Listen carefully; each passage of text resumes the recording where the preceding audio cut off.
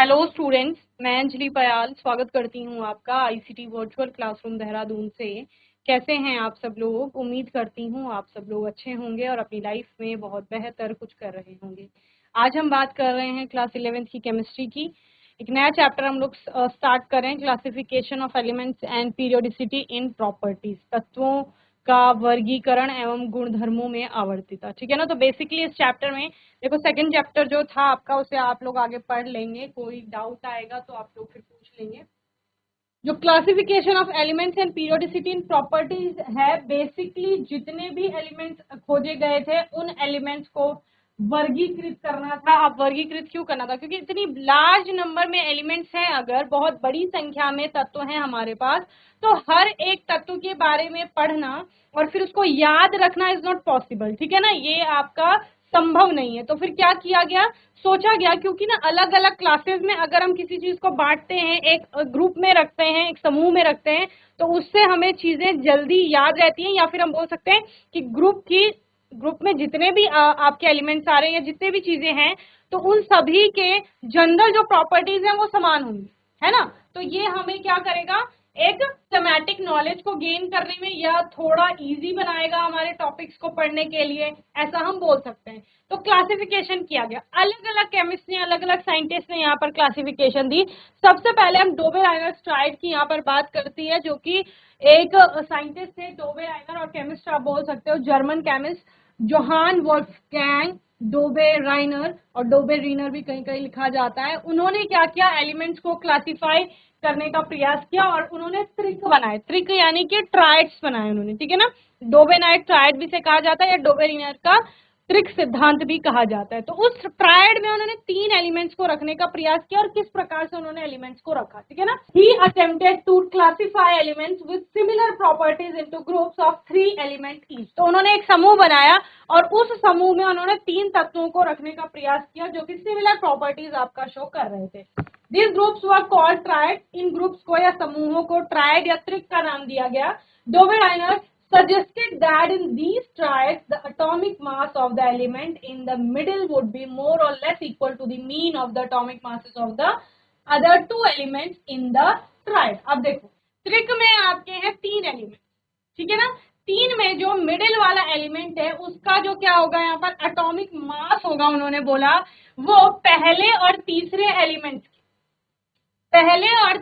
Element के atomic mass का जब मीन निकाला जाएगा, ठीक है ना, यानी औसत निकाला जाएगा, आप बोल सकते हैं, या माध्य निकाला जाएगा, तो वो जो बीच वाले एलिमेंट का एटॉमिक मास होगा वो उन दोनों के एटॉमिक मासेस के मीन के लगभग बराबर हो। क्या बोला मैंने कि 3 एलिमेंट्स हैं, ए बी सी है सपोज, तो बी का जो एटॉमिक मास होगा वो ए और सी के एटॉमिक मास का जब आप मीन निकालेंगे तो वो बी के एटॉमिक मास के लगभग इक्वल आपका आएगा, ऐसे उन्होंने बोला। तो इस तरह से उन्होंने कुछ अपने ट्रायल बनाए थे और आपके फिक्स किए थे। Okay, an example of such a triad would be one containing lithium, sodium and potassium। Okay, उन्होंने एक ट्रायड दिया जिसमें लिथियम, सोडियम और पोटेशियम को एक साथ रखा गया था।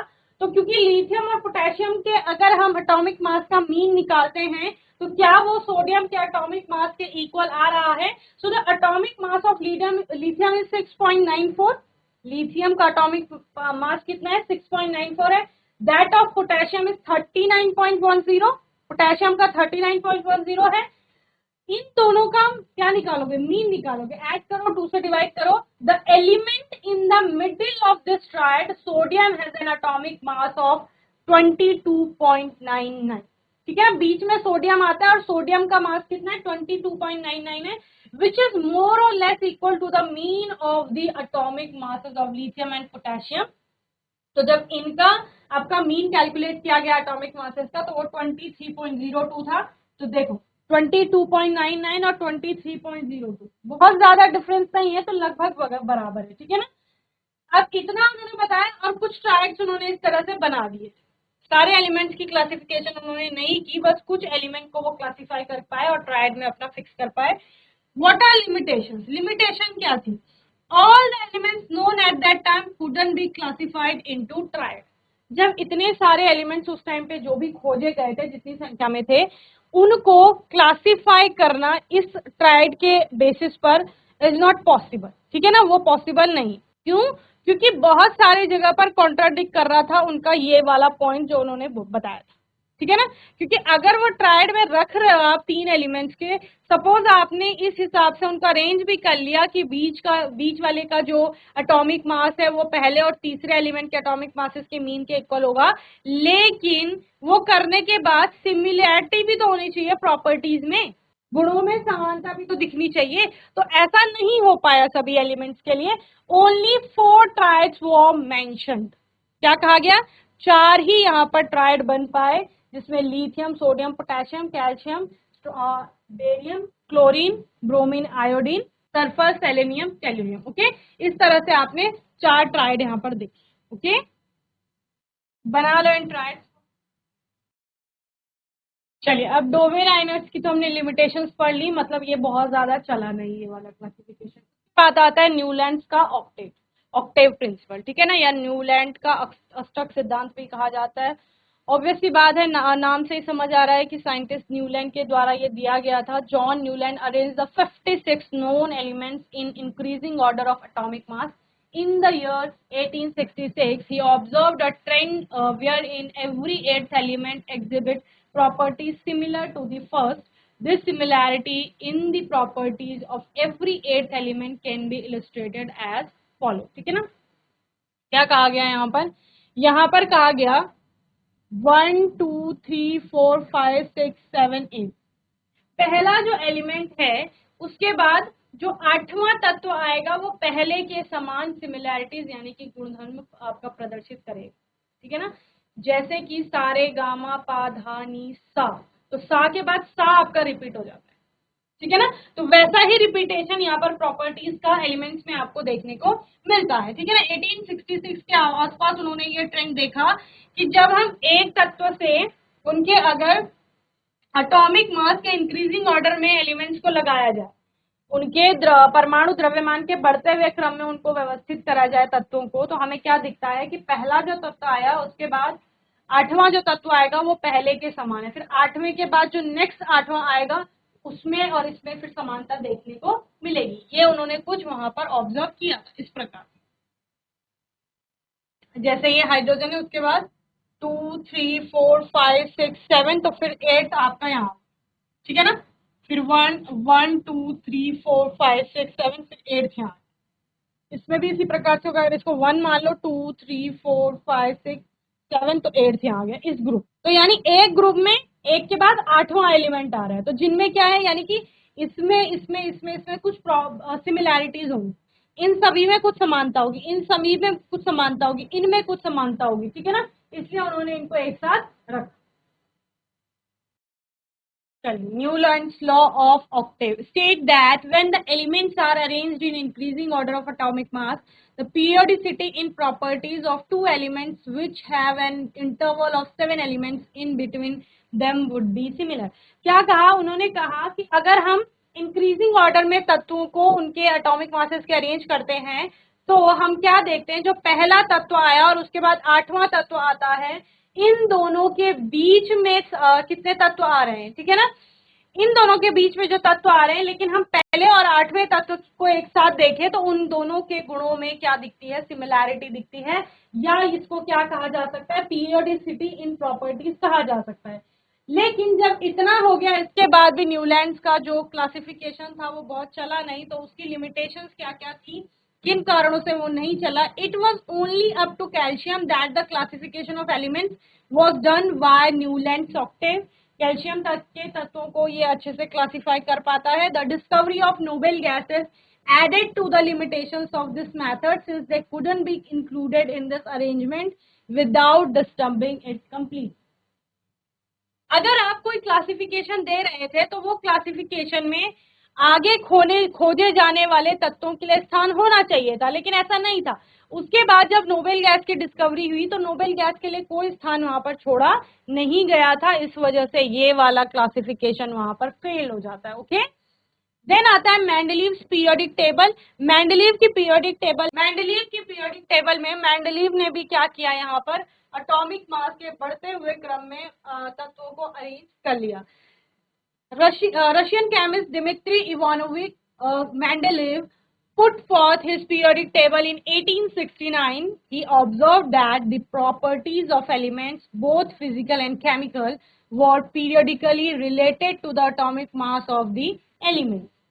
The periodic law, also referred to as Mendeleev's law, states that the chemical properties of elements are a periodic function of their atomic weight. Okay, उन्होंने क्या कहा कि गुणधर्मों में जो आवर्तिता है वो परमाणु द्रव्यमान का आवर्ती फलन होगा। यानी हम क्या देखें, हम अगर तत्वों को उनके बढ़ते हुए एटॉमिक मास में अरेंज करते हैं, जैसा कि कुछ आपका न्यूलैंड ने किया था उसी प्रकार से, तो हम क्या देखते हैं कि गुणधर्मों में आवर्तिता होती है, यानी कि गुणधर्म सेम रहते हैं एक पीरियड के बाद या एक आवर्त के बाद। समझ रहे हो, एक आप बोल सकते हो गैप के बाद या एक एलिमेंट के बाद, कुछ एलिमेंट्स के बाद एक एलिमेंट ऐसा आएगा फिर कि जो उसके समान ही गुणधर्म अपना प्रदर्शित करेगा। The advantages of Mendeleev's periodic table, इसके कुछ advantages थे। The inclusion of these newly discovered elements did not disturb the periodic table. Examples include germanium, gallium and scandium। ठीक है ना, उन्होंने क्या किया कि वहां पर नए खोजे जाने वाले तत्वों के लिए भी स्थान था, यानी कि क्लासिफिकेशन दे दी तो स्थान रखे गए थे कि यहाँ पर आगे डिस्कवरी होगी तो यहाँ पर तत्व जरूर आएगा कोई। ठीक है ना। Then it was used to correct the wrong atomic weight in use at that time. It was used to correct the wrong atomic weight.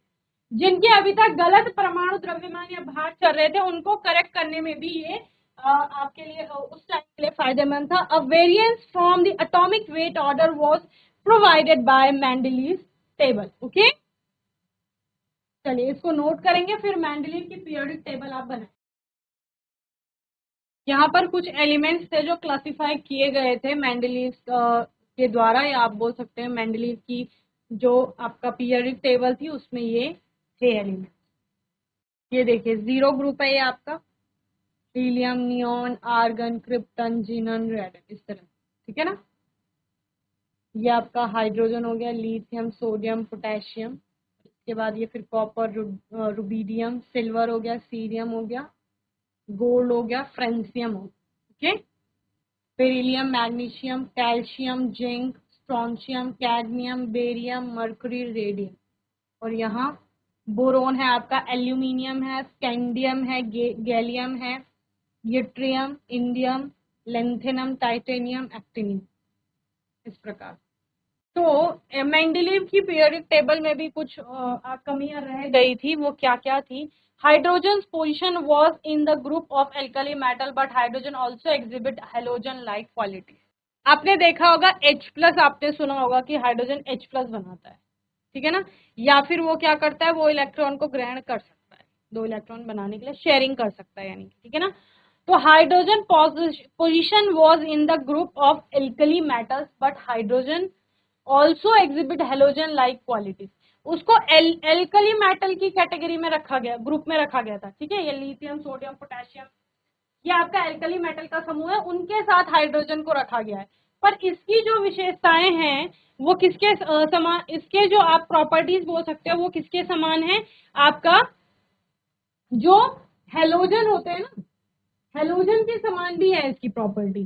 तो ये कमी रह गई कि उसको एल्कली में रखा गया, लेकिन जो हेलोजन है उनके समान भी उसके अंदर क्वालिटीज है, तो उसको रखना कहाँ चाहिए था एक्चुअली, वो यहाँ पर, यानी आप हाइड्रोजन का जो प्लेस बोल सकते हैं या उसकी पोजीशन बोल सकते हैं, यहाँ वो अच्छे से नहीं बताई गई थी। Isotopes were position differently since this type of classification of elements was done by considering the atomic weight of the element. Therefore, protium, deuterium and tritium would occupy varying position in Mendeleev's table.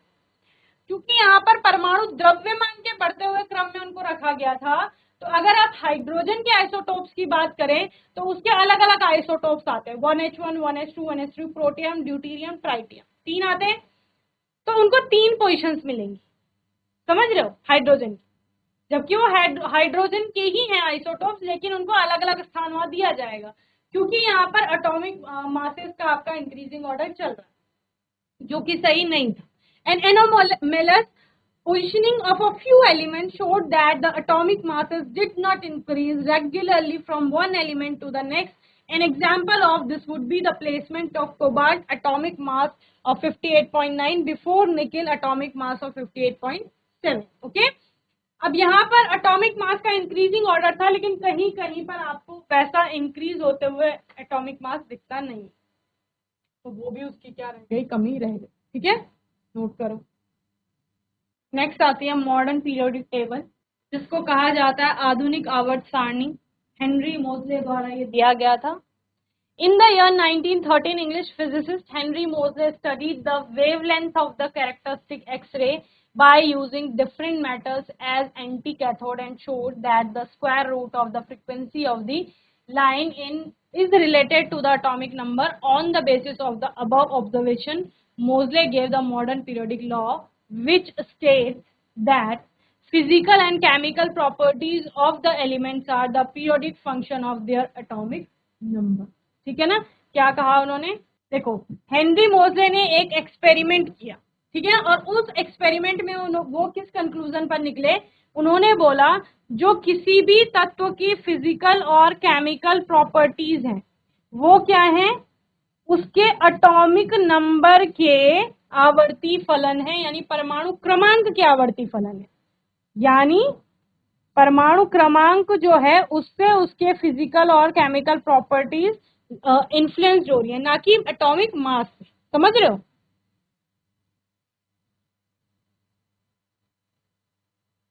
तो अब उन्होंने क्या किया, अब उन्होंने तत्वों को arrange किया परमाणु क्रमांक के बढ़ते हुए क्रम में। ओके,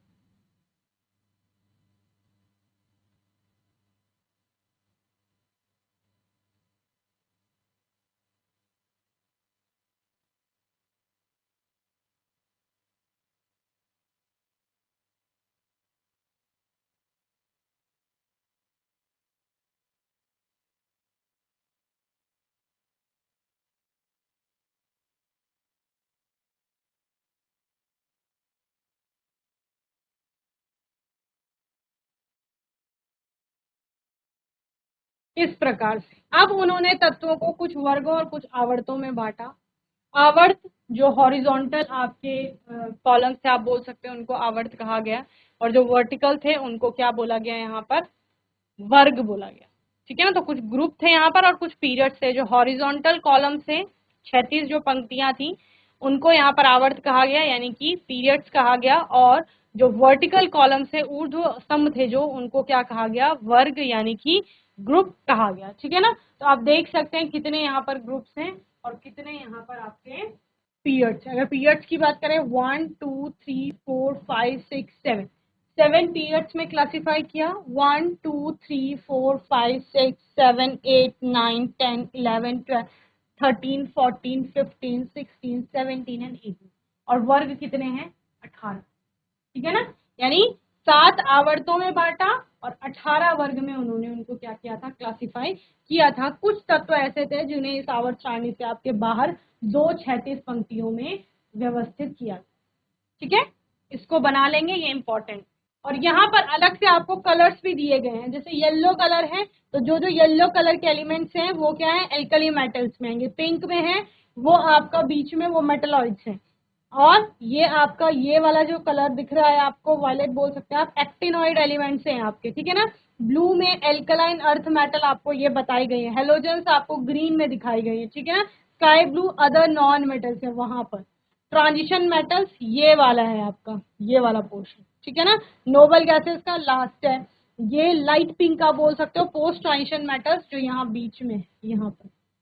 ठीक है, और वो ग्रेस कलर में आपको लेंथेनॉइड्स एलिमेंट ये वाली दिखाई गई। ठीक है, तो ये अल्कली मेटल्स हैं, ए एम मैं इनको लिख सकती हूँ। ये वाले क्या है, अल्कली अर्थ मेटल्स हैं। ठीक है, बीच में जो ग्रीन्स आ रहे हैं आपके ये क्या है, ये ट्रांजिशन मेटल्स हैं, ट्रांजिशन मेटल्स। ओके, और पिंक कलर की आपकी ये क्या है, ये मेटलॉइड्स हैं।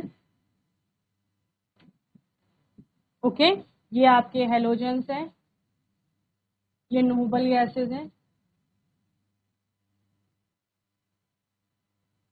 ठीक है, यहाँ पर ये क्या है, ये लेंथेनॉइड सीरीज है एक, और एक आपकी क्या है, एक्टिनॉइड सीरीज है। ओके,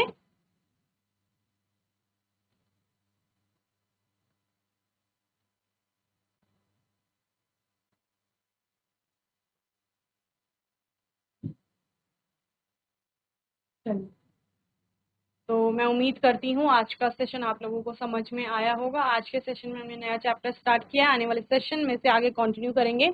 और तब तक के लिए आईसीटी वर्चुअल क्लासरूम से जुड़ने के लिए धन्यवाद।